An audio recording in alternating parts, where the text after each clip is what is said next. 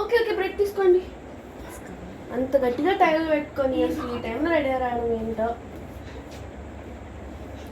కానీ మీరు స్క్యూన్ ఫోన్లో ఉండడం చూస్తే మాకు చాలా క్యూట్గా అనిపిస్తుంది తెలుసా. మీరు మీ ఇంట్లో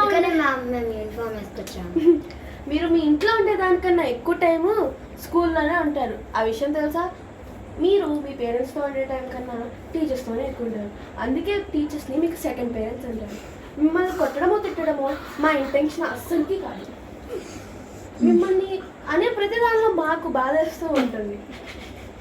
మిమ్మల్ని మా సొంత పిల్లలుగా చూసుకుంటూ ఉంటాము. మిమ్మల్ని ఎలాగైనా ఒక మంచి పొజిషన్కి తీసుకెళ్ళాలని మాత్రమే మిమ్మల్ని కొట్టడమైనా తిట్టడమైనా.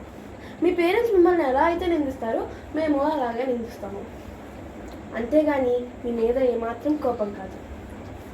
ఏదైనా సరే క్లాస్ రూమ్ లోపల మాత్రం ఒక్కసారి బయటికి రాగానే ప్రతి ఒక్కటి మర్చిపోయి మీతో ఎంత హ్యాపీగా ఉంటాము. అవునా కదా. అయినా కూడా మా బాధలు ఏమర్థం అవుతాయిలే.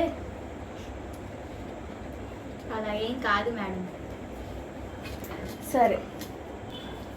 సరేరా, మా ఇల్లు ఎలా ఉంది? కొంచెం క్లమ్జీగా ఉండొచ్చు కానీ బాగానే ఉంటుంది.